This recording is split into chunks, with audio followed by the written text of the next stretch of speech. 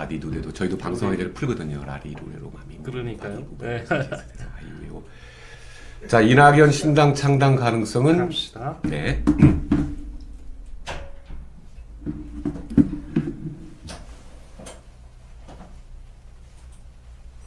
사인 주세요.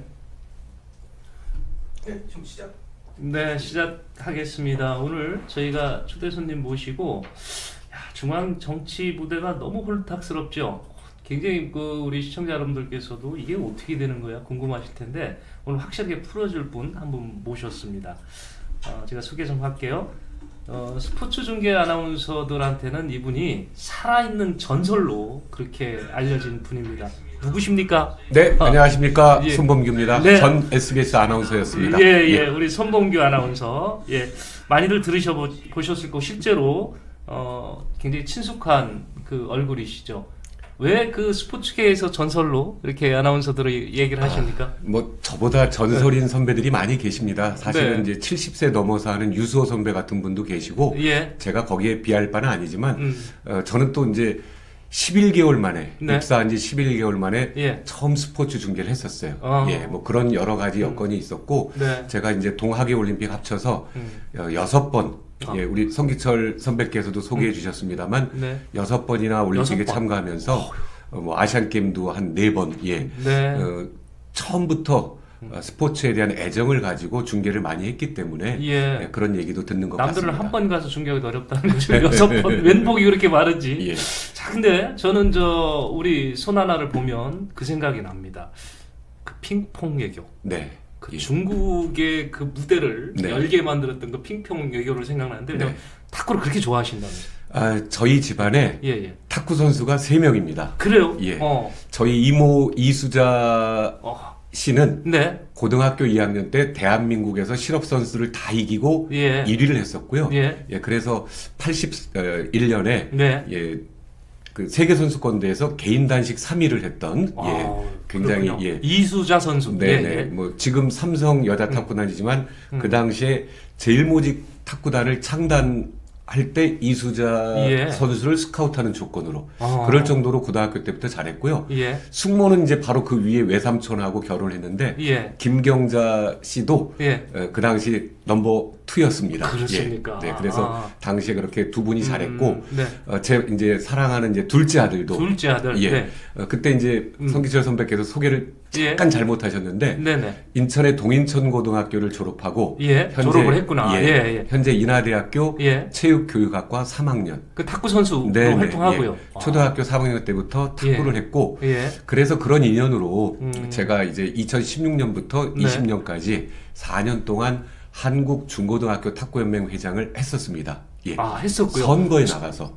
선거로. 전국 선거였습니다. 지금도 지금은 이제 작년부터 예. 전국 대학 동호인 연맹 회장 약 한 50여 개 대학교에 탁구 동아리가 있습니다. 예. 그 동아리들이 모여서 대회를 하는데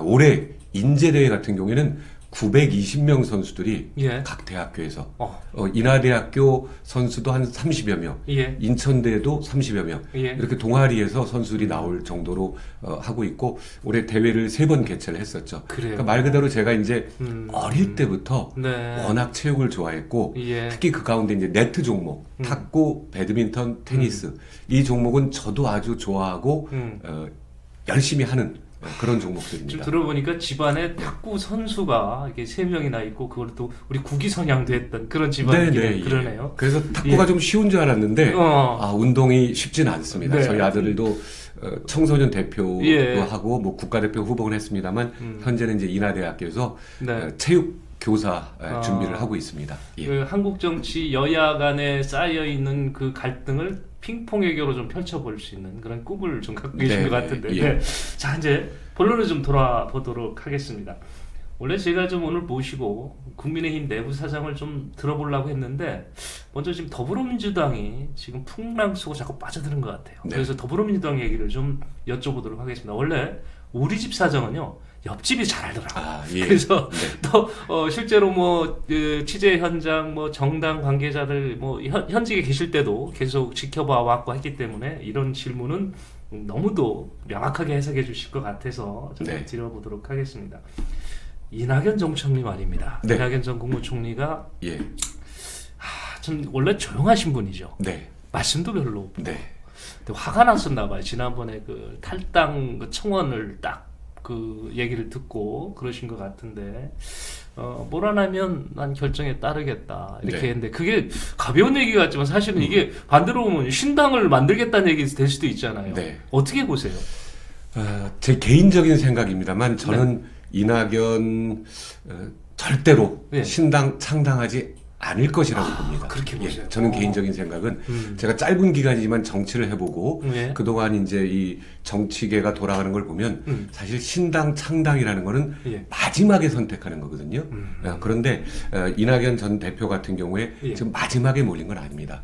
더군다나 이제 어제 이렇게 다 보도에 나왔습니다만 이재명 지지자 쪽에서 이낙연 전 총리를 비난했던 그런 글들을 다 내렸어요. 화해 제스처를 한 거죠. 우리 같이 갑시다. 이런 손을 내밀었는데 그 손을 잡느냐 안 잡느냐는 물론 이낙연 전 총리의 몫이긴 합니다. 그러나 저는 잡을 것 같아요. 그래요? 그게 그분의 지금까지 성품 방송을 하실 때도 그랬고 정치를 하실 때도 그랬고 항상 화합이라든지 온화한 이미지가 있었기 때문에 여기서도 극단적으로 신당을 만들지는 않을 것이다.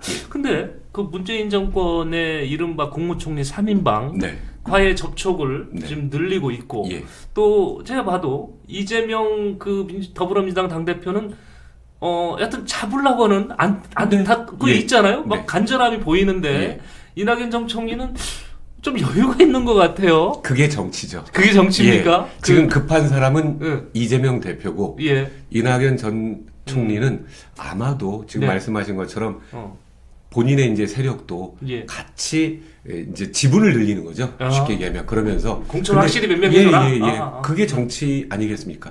그러면서 결국은 사실은 뭐 저야 국민의힘 이제 당원이기 때문에 그렇게 되면 국민의힘 쪽에 불리하긴 하지만 저쪽의 선택은 그러지 않을까.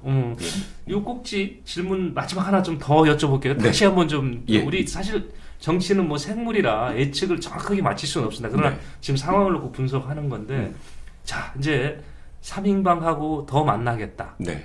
이재명 당대표 만나자는데 계획이 이제 아직 없다. 자 그런데 원칙과 상식이라고 하는 비명계 중심에서는 누군가 지도자가 필요한 상황이고 자 그분들이 생각하는 건 바로 이제 이분을 생각하고 계실 텐데 이낙연 전 총리요. 그래도 신당은 안 나올 거다. 물론 예측이 틀릴 수도 있습니다만 입장을 바꿔서 역지사지로 생각해 본다면 물론 이낙연 전 총리가 어제 뭐 당장 만날 필요는 없다고 본다. 근데 그거는 안 만나겠다는 아니잖아요. 시간이 좀 지나고 명분이 생기면 만나겠다 이런 내용이잖아요. 그러면 이 얘기는 그 좀 얼마 줄래 지분? 그렇게 받아들여야 되나요? 뭐 그런 정도죠. 그러니까 이제 저도 이제 방송을 오래 했고 그다음 이제 국어학을 제가 이제 전공을 했지 않습니까? 그런 입장에서 보면 우리가 행간, 문맥의 뒤에 있는 이제 이 뉘앙스라고 하는 건데 그 얘기는 만날 필요 없다 이건 아니거든요. 그러면 언젠가는 만날 것이고 본인들에게 어떤 게 물론 명분은 한국 정치 발전, 민주당을 위해서 어떤 게 좋을까 이런 명분을 내세우겠지만 결국은 합치지 않을까. 제 생각입니다. 이건 뭐 정치적 단어로 풀지 않고 국문학적 단어로 풀어도 이거는 답이 나온다. 오케이 알겠습니다. 자 그다음에요. 우리 그 지역 문제로 좀 와보겠습니다. 지역 문제지만 전국 문제가 될 수 있는 건데. 지역이 더 좋습니다. 우리 계양을이 오랫동안 참 그 우리 민주당 쪽에서 지켜왔던 곳이고 참 그렇습니다. 근데 이 지역을 이제 그 험지 출마를 선언한 원희룡 국토부 장관께서 오겠다 이렇게 얘기를 했습니다. 대단한 거죠. 대단한 거죠. 자, 그 자리에 계신 이제 이재명 더불어민주당 당대표 여기서 그럼 오면 받을게 이거보다는 주변에서 본인보다는 주변에서 비례로 나가야 되나 뭐 이런 여러 가지 얘기 나옵니다. 그럼 실제로 여기서 사실 이렇게 구경한 관전자 입장에서는 두 분이 이제 다 이 경쟁을 해서 붙어봐야 되는데 성사될까요? 재밌죠. 두 사람의 대결이 성사된다면 정말 이 전 국민적인 그런 관심을 끄는 재밌는 그런 관전 포인트가 될 텐데 저는 원희룡 장관은 이제 내일 저녁에 뵙기로 했습니다. 제 출판 기념회에 영상 축사도 보내주셨고, 원희룡 장관도 이제 본격적인 행보를 시작하는 모임을 이제 미리 예고해도 되겠죠. 내일 저녁에 하게 되는데, 그때 정확히 물어보겠습니다만 이미 본인이 밝힌 것처럼 원희룡 전 장관은 확실하다. 그렇다면 이제 이재명 대표가 어떻게 할 것인가?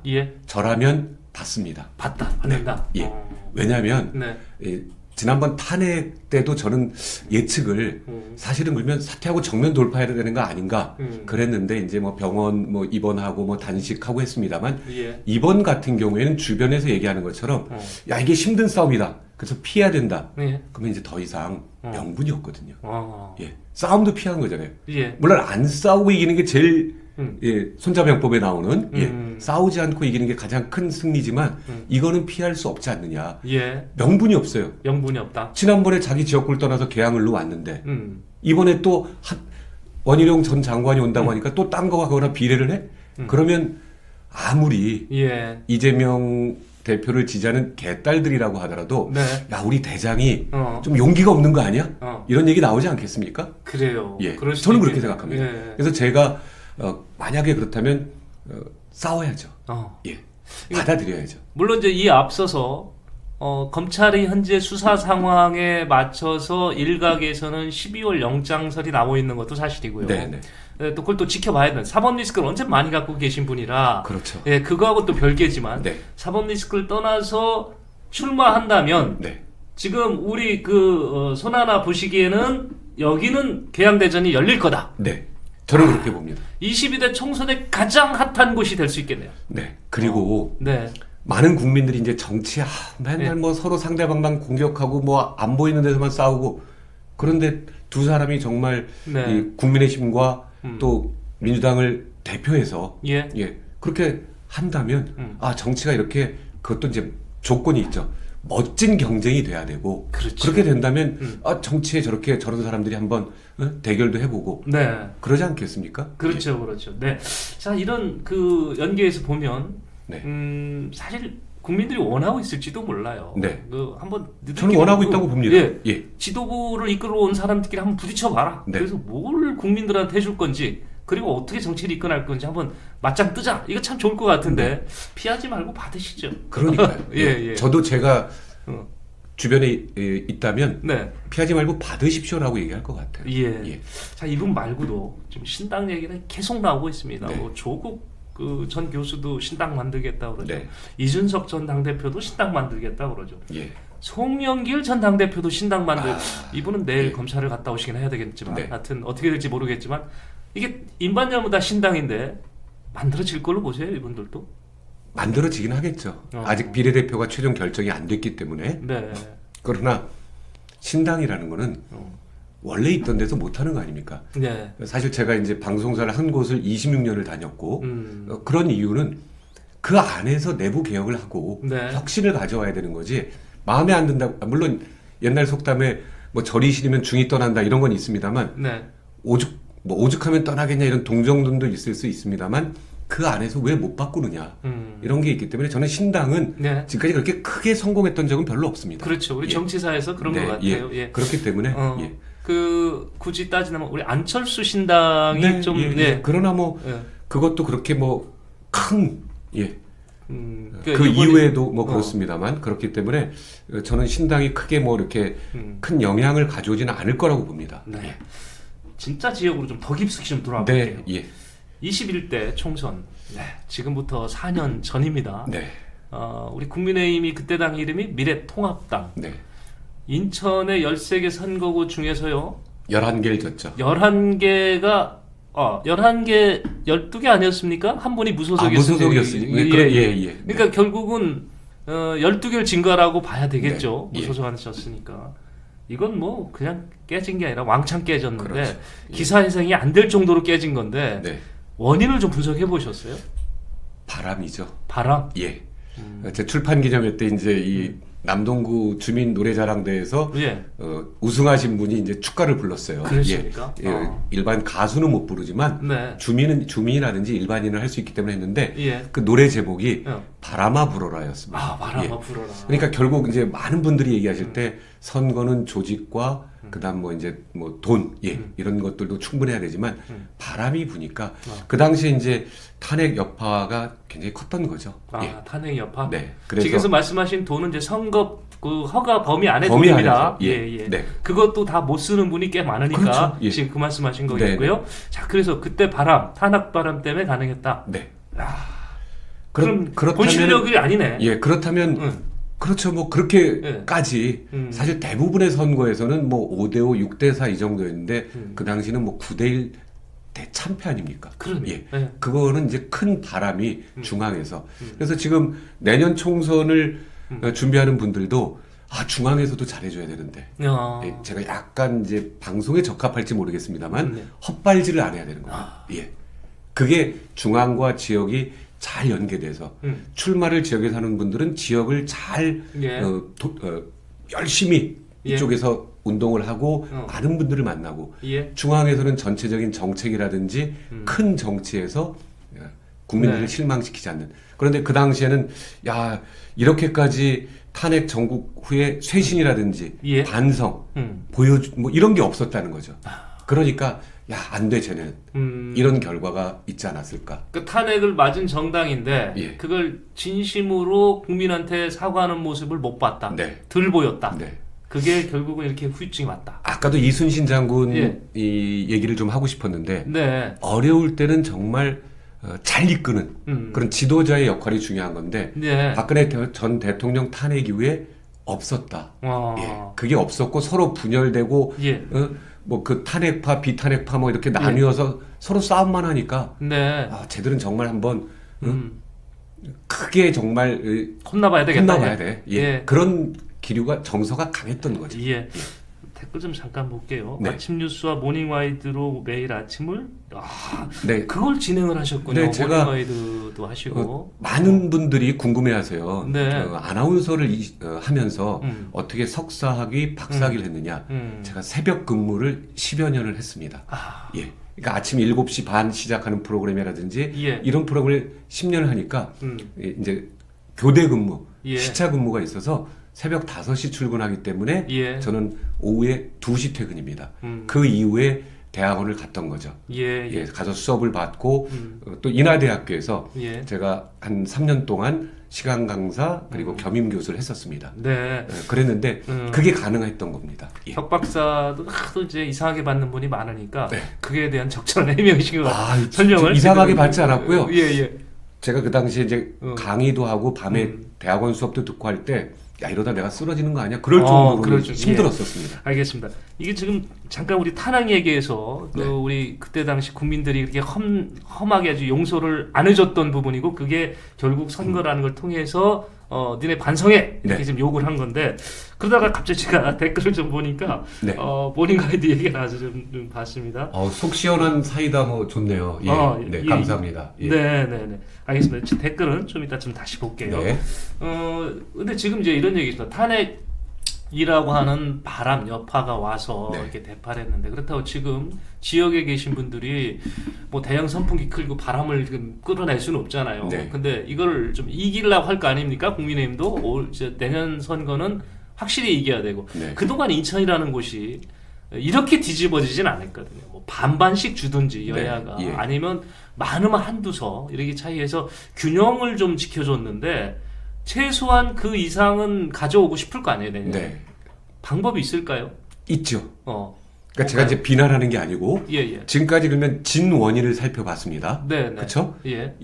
중앙에서도 탄핵 정국이었고 그 이후에 지역에서도 열심히 하셨겠지만 지역 주민들에게 감동을 못 줬다고 생각을 합니다. 그렇다면 지금 지난 이제 대통령 선거에서 윤석열 대통령이 당선이 됐고 그 기대가 중앙에서 잘 이루어질 수 지역에서는 정말 지역 주민들의 말씀을 잘 듣고 선거 때만 그러는 게 아니라 그게 저 사람이 된다면 당선이 돼서도 바뀌지 않을 것 같아.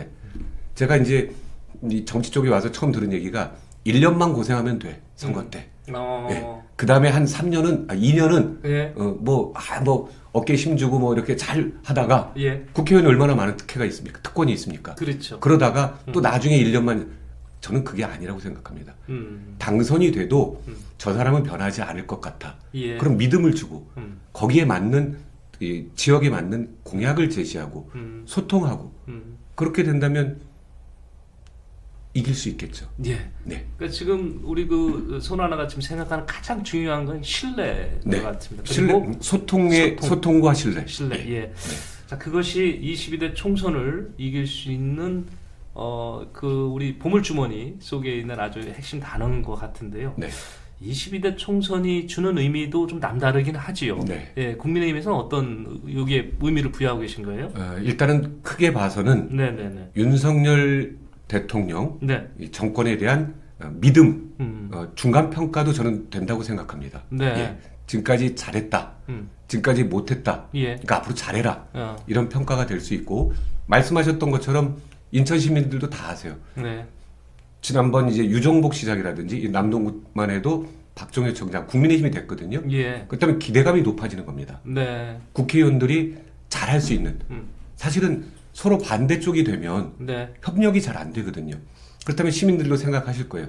인천이라면 네. 유정복 시장이 여러 가지 정책을 내놓고 예, 재물포 르네상스라든지 뉴홍콩시티라든지 이게 잘 되려면 어떻게 돼야 될까? 국회의원이 유정복 시장과 가치관이 공유하고 네. 진정성 있는 그런 후보들이 도와야 잘 되지 않을까. 네. 그런 생각 분명히 할 겁니다. 네, 네. 그렇기 때문에 또 지역에서는 그에 맞게 남동구만 해도 여러 가지 지역 주민들이 바라는 그런 사업들이 있지 않습니까? 네, 네. 그거를 그렇다면 유정복 시장, 박종회 청장과 누가 같이 잘 해나갈 수 있을 것인가. 네. 예, 그런 점도 생각을 하시겠죠. 예, 제가 이렇게 자꾸 그 절제를 시키는 이유는 아직 예비후보 등록이 안 됐기 때문에 네.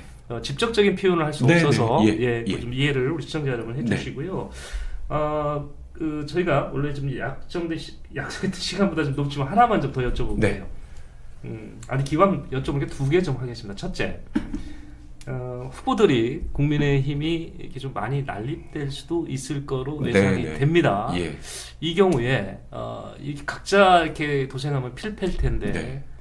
이거를 좀 단일화하는 그런 작업이나 제안 같은 것도 하실 용의가 있으세요? 굉장히 이제 어려운 길이죠. 네. 사실은 우리가 항상 분열하기 때문에 네. 어떤 우리가 꿈꾸는 그런 희망, 이상을 달성을 못하는 거 아니겠습니까? 네. 각자가 다 나는 될 것 같은데 그 부분도 아까 말씀드린 것처럼 사람 사이에서는 서로 소통하고 신뢰를 하게 된다면 그런 부분은 될 거고요. 네. 아까 말씀하신 것처럼 제가 아직 예비후보 등록일은 이제 12월 12일이고 예. 지금은 출마 예정자입니다. 네, 명함에도 이제 그렇게 표기가 돼 있기 때문에 더 정확한 말씀은 드리기 어렵지만 이제 예비후보 등록을 하고 그러면 이제 흔히 말하는 설왕설래 네. 누가 나온다더라 이런 얘기가 아니라 정말 나는 이번에 나가 출사표를 던졌어. 예. 그런 분들끼리 모여서 논의를 해야죠. 네, 예. 알겠습니다. 저는 대화의 장은 할 수 있다. 예. 자, 그리고요. 얼마 전에 출판 기념회 하셨죠. 네. 뒷말이 있어요. 네. 간단히 30초만 예. 정리해 주시죠. 정치, 종교적 행사는 남동구청 대강당을 허가하지 아니할 수 있다. 대관을 그렇게 아니할 수 있다. 아니할 수 있다. 네. 그렇다면 허가할 수도 있다. 그렇지. 예. 저는 물꼬를 텄다고 생각합니다. 남동구청 대강당이 1년에 120일 정도만 대관인데 예. 나머지 240여일이 그냥 쉬고 있습니다. 그렇죠. 예. 출판 기념에 저를 정치인이라고 생각해서 그게 곤란한데 뒷얘기가 있었다면 다른 분들 예를 들어 우리 성기철 선배께서도 출판 기념회를 한다. 나는 남동구청 대강 다른 데보다 더 어떤 공공성이 있고 예. 많은 분들이 이용하기 편하고 그렇다면 해줘야죠. 안 할 이유가 없다고 저는 생각합니다. 예. 관련 조례나 이런 규정을 위반한 사실 없고 네. 그 공간은 더 좀 확대해서 열어야 된다. 예. 이런 말씀을 이해를 하겠습니다. 자, 오늘 저희가 선봉규 아나운서, 많이 우리 이 스포츠 중계 아나운서께서는 아까 말씀드린 대로 정말 전설 같은 분인데 모셨던 이유가 있습니다. 중앙에 돌아가는 정치 상황이 너무 지금 풍랑 속으로 자꾸 빠져들고 있어서 핵심적으로 이낙연 당대표 확실히 창당합니까? 이거 하고 그리고 우리 이른바 계양대전 열릴까요? 이걸 좀 여쭤봤더니 지금 나름대로 소신껏 두 가지 답변을 하셨습니다. 앞거 못 들으신 분들은 다시 돌려서 보시고요. 댓글 정리 한번 더 해볼까요? 시간이 참 빨리 가는군요. 네. 네. 이게 보니까 응원하시겠다는 분도 있고요. 손문기 아나운서님 10년 전 모습과 지금이 거의 같다고 그렇게 하신 분도 감사합니다. 계신데. 예. 예. 자, 오늘 좀 부족했던 분 있다면 댓글 많이 남겨주시면 댓글이 넘치면 제가 다시 한번 초대할 수 있는 기회를 좀 만들도록 하겠고요. 네. 자, 우리 인천 사랑하는 시민들이 꼭 보는 방송 인천 뉴스 리포터 좀 구독도 좀 이렇게 눌러주시면 더 감사하겠습니다. 오늘 네. 자리에 함께해 주셔서 대단히 감사하고요. 네. 약속드린 대로 많은 댓글 모으면 한 번 더 모시도록 하겠습니다. 네, 고맙습니다. 네, 고맙습니다. 예.